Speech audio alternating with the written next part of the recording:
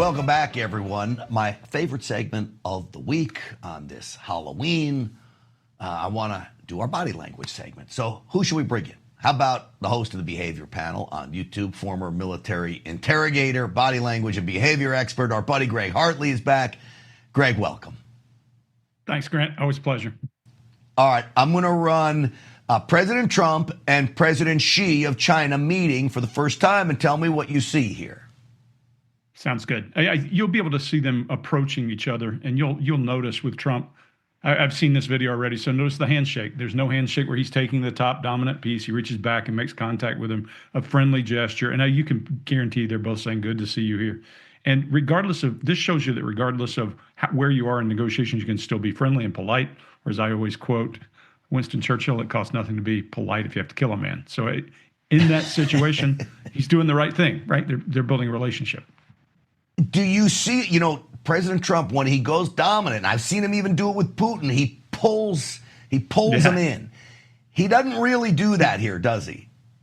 No, he doesn't. And I think he's doing, whether you like what he's doing or not, if you think this is a bad thing for him to show a sign of respect to another foreign leader, this is probably the second most powerful man in the world right now, arguably. Yeah. I mean, Europe would argue about that. But you probably are smart to build the relationship and then behind closed doors have whatever words you're going to have. Yeah, that's not the time to play games on a public stage, for sure. All right, I saw something that I thought was very interesting. This is related to Charlie Kirk's murder, but it was Gavin Newsom. I'm going to do the flashback first and then play his current speech because he basically gets caught in a lie. He first said that his son loves Charlie Kirk. Watch this. Put my son to bed. He's like, no, Dad, what time? What time's Charlie going to be here? What time? And I'm like, dude, you're in school tomorrow. He's 13. He's like, no. This morning, wakes up at 6 something. He's like, I'm coming.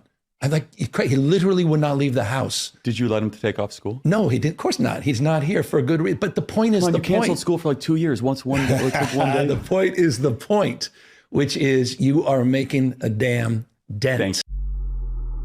So Greg, first off, that really is the brilliance of Charlie Kirk, by the way, that you canceled school for 2 years. What's one day for calling your son? Him on it, putting him on the carpet. Yeah. Yes. Do you want to break down this and then we'll do the next clip?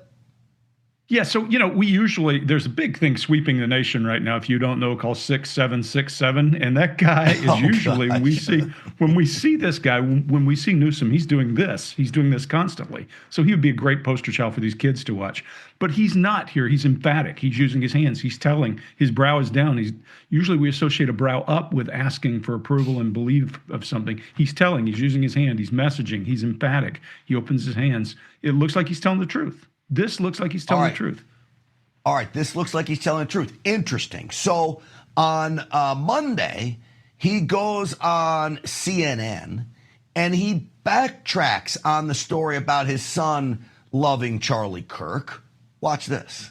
So he called me, I don't know how he got a phone, but he called me from school that day, really alarmed. And all his friends were around the phone that wanted me to somehow express or understand what was going on. He wanted to know if he was dead. He wasn't a fan of him as much as he was familiar with him. Well, I don't know if you can tell the difference.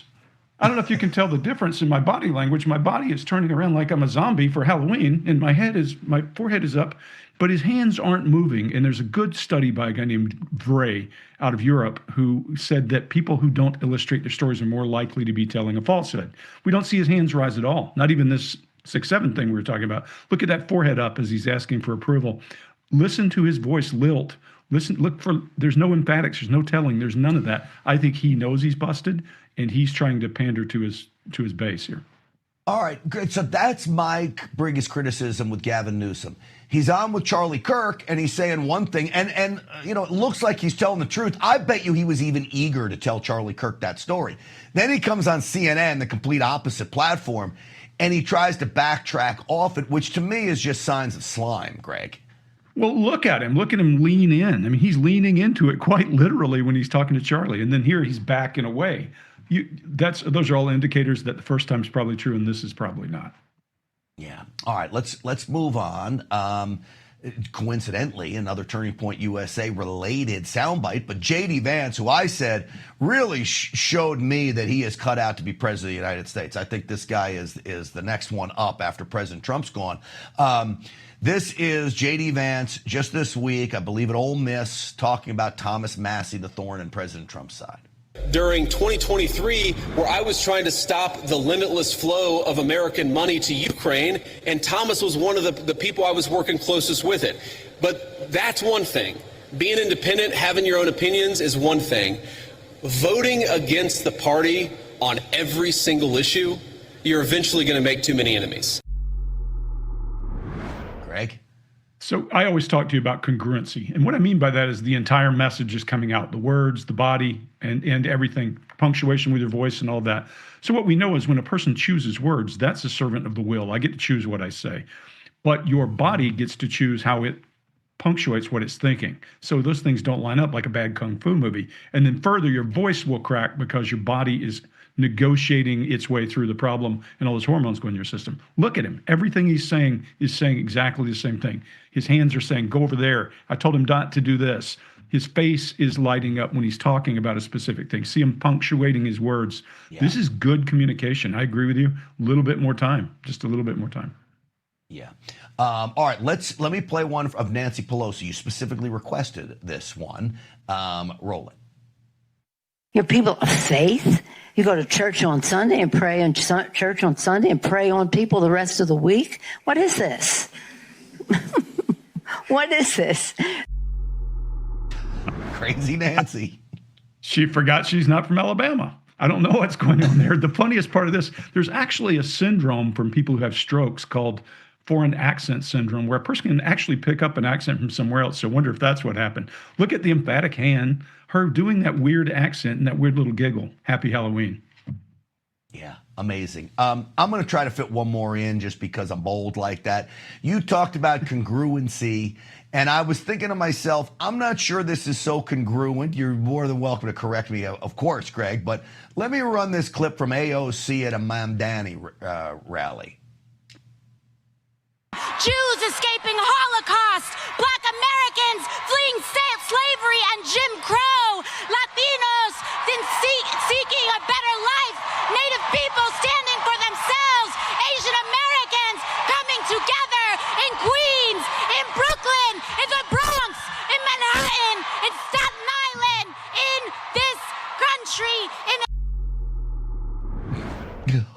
I'll give her credit. I'll give her credit. She gets passion across. If there's a thing missing on the right, it's passion, because most Anglo folks don't raise their hands up high. She doesn't need her hands up.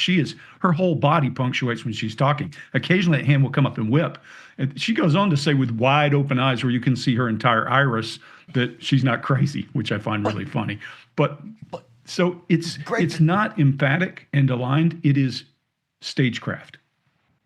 All right. Does she not come off as lunatic-y here, though? Like she's jumping rope on stage?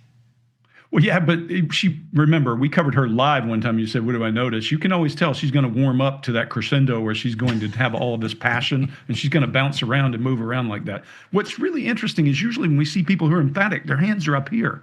Yeah. Hers aren't. Occasionally it'll whip up there. You're telling me not bad for a bartender? Not bad for a bartender. Greg Hartley, you're the best. I appreciate you coming on. I'm going to tell people how to find you. Go to Greg's website, readbodylanguage.com. That's readbodylanguage.com. And, of course, his YouTube show, The Behavior Panel. All right, it's time to talk some money and how to get it to work for you next.